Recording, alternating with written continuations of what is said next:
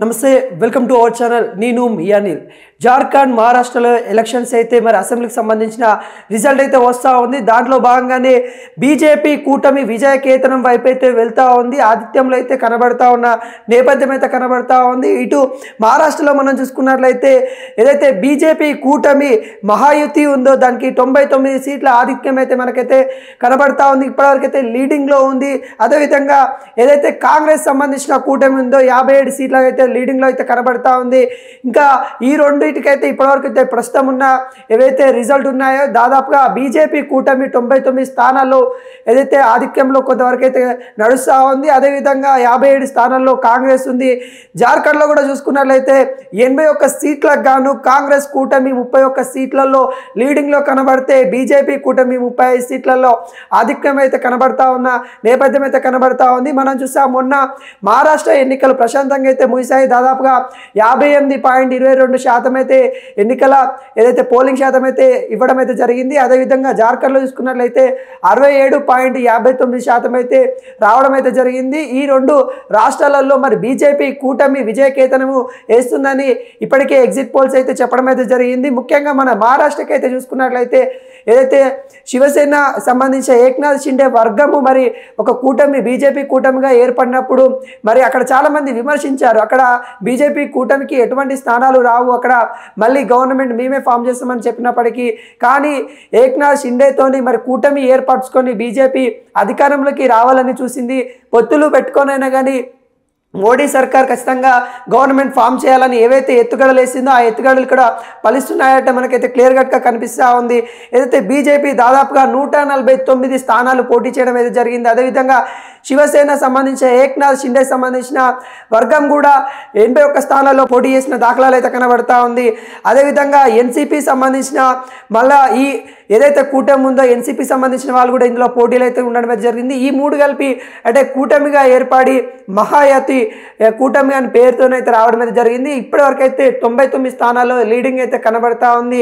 అదేవిధంగా కాంగ్రెస్ కూటమి చూసినట్లయితే 57 స్థానాల్లో లీడింగ్ అయితే కొంత కొనసాగుతున్న నేపథ్యం అయితే జరుగుతూ ఉంది. ఇప్పుడు మార్నింగ్ కాబట్టి కొంత రిజల్ట్ కొంత ఆలస్యంగా వచ్చే కార్యక్రమం అయితే కనబడతా ఉంది. ఇప్పటికీ ఏదైతే రిజల్ట్ లెక్కియడం అయితే స్టార్ట్ అయింది కాబట్టి ఇప్పుడు లీడింగ్లో ఉంది. దాదాపుగా కొంతవరకు అయితే బీజేపీ కూటమి హవా నడుస్తుందని తెలుస్తూ ఉంది. ఏ క్షణమైన ఎలక్షన్స్ రిజల్ట్ కూడా తారుమారే క్షణం అయితే వస్తూ ఉంటాయి కాబట్టి మరి ఇవి ఫైనల్ అని చెప్పుకోలేము. ఎందుకంటే ఇక్కడ చాలా తక్కువ మార్జిన్తోనైతే ఇక్కడ లీడింగ్లో అయితే కొనసాగుతున్న నేపథ్యం అయితే కనబడతా ఉంది. అదేవిధంగా జార్ఖండ్లో కూడా మనం చూసుకున్నట్లయితే దాదాపుగా 81 స్థానాలకు కూడా మరి పోటీ అయితే అక్కడ జరగడం అయితే జరిగింది. అక్కడ రెండు కూటమిలకి అంటే బీజేపీ కాంగ్రెస్ కూటమిలకైతే చాలా పోటాపోటీ తత్వం అయితే కనబడతా ఉంది. కాంగ్రెస్ గెలుస్తుందని వాళ్ళు ధీమా వ్యక్తం చేస్తూ ఉన్నారు. కానీ ఎగ్జిట్ పోల్స్ అయితే ఏవైతే బీజేపీ కూటమిలు గెలుస్తాయని ఇవ్వడం వల్ల కాంగ్రెస్ పార్టీ ఎగ్జిట్ పోల్స్కి తలదన్నే విధంగా రిజల్ట్ వస్తుంది, ఖచ్చితంగా ప్రజల తీర్పు అనేది మేము నమ్ముతున్నామని కాంగ్రెస్ పార్టీ అయితే చెప్పడం అయితే జరుగుతుంది. ఇప్పటికే కాంగ్రెస్ సంబంధించిన నాయకులు మేము గెలుస్తామని వాళ్ళైతే ధీమా వ్యక్తం చేస్తూ ఉన్నారు. అదేవిధంగా ఎప్పుడైతే ఎలక్షన్స్ అయిపోయిన తెల్లా నుండి ఎగ్జిట్ పోల్స్ అయితే వచ్చిన కాంచెలి బీజేపీ ఆనందాలు అయితే కొంత కనబడతా ఉంది. ఎందుకంటే ఉత్సాహాలకు కూడా రెడీ అవుతున్న దాఖలాలు అయితే కనబడతా ఉంది.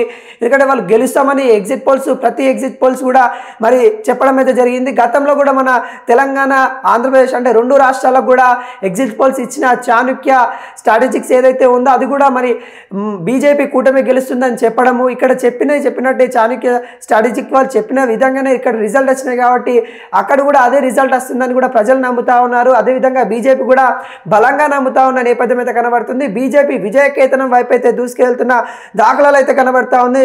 ఏదైతే జార్ఖండ్లో అయితే ఎన్నికల ఫలితాలు మనం చూసుకున్నట్లయితే దాదాపుగా బీజేపీను కాంగ్రెస్ కూటమిల మధ్య 4-5 సీట్ల వ్యత్యాసమే ఉంది. మరి వాళ్ళు ఏదైతే లీడింగ్లో కొనసాగుతూ ఉన్నారు కదా ఆ లీడింగ్ కూడా తక్కువ మెజార్టీతో అయితే కనబడతా ఉంది. ఈ నేపథ్యంలో మరి మహారాష్ట్రలో మరి బీజేపీ కూటమి వైపే మరి విజయకేతనము వెళ్తున్నట్టు కూడా కనబడతా ఉంది. ఇంకా మధ్యాహ్నం వరకు మనకి పూర్తి స్థాయిలో రిజల్ట్ అయితే వచ్చే దాఖలైతే కనబడతా ఉంది. అదే కాంగ్రెస్ సంబంధించి కూటమి మహారాష్ట్రలో శివసేన ఉద్దవ్ ఠాక్రేకి సంబంధించిన వర్గం కూడా మనం చూసినట్లయితే కొంతవరకు అయితే వాళ్ళు ఏదైతే వాళ్ళు పోటీ చేశారో 95 సీట్లలో ఎన్నికలలో కాంగ్రెస్ శివసేన సంబంధించిన కూటమి ఏదైతే ఉందో వాళ్ళు కూడా కొంత ముందంజ వస్తున్న దాఖలాలు అయితే కనబడతా ఉంది. అదేవిధంగా ఎంఐఏ సంబంధించిన ఎవరు కూడా అక్కడ లీడింగ్లో కొనసాగలేని పరిస్థితి అయితే కనబడతా ఉంది. ఇంకా ఇండిపెండెంట్ క్యాండిడేట్ కూడా కొంత లీడింగ్లో అయితే ఎవరు లేరు. అక్కడ కూటమి వర్సెస్ బీజేపీ కూటమి వర్సెస్ కాంగ్రెస్ కూటమి లెక్కనే మనకైతే క్లియర్ కట్గా కనిపిస్తూ ఉంది.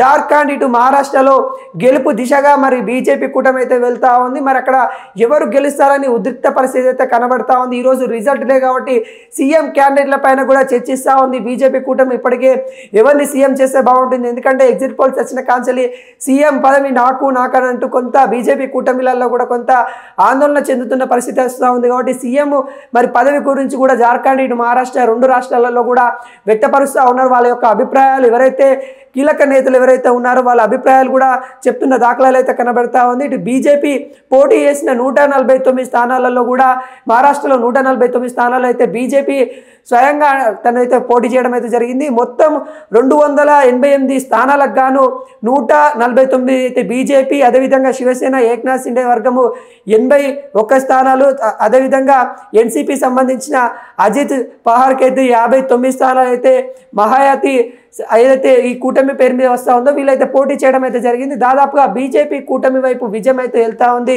99 స్థానాలకి లీడింగ్లో వస్తూ ఉన్న దాఖలాలు అయితే కనబడతా ఉంది. అంటే ఇప్పటికే ఉన్న రిజల్ట్ ప్రకారం అయితే మరి బీజేపీ కూటమి వైపే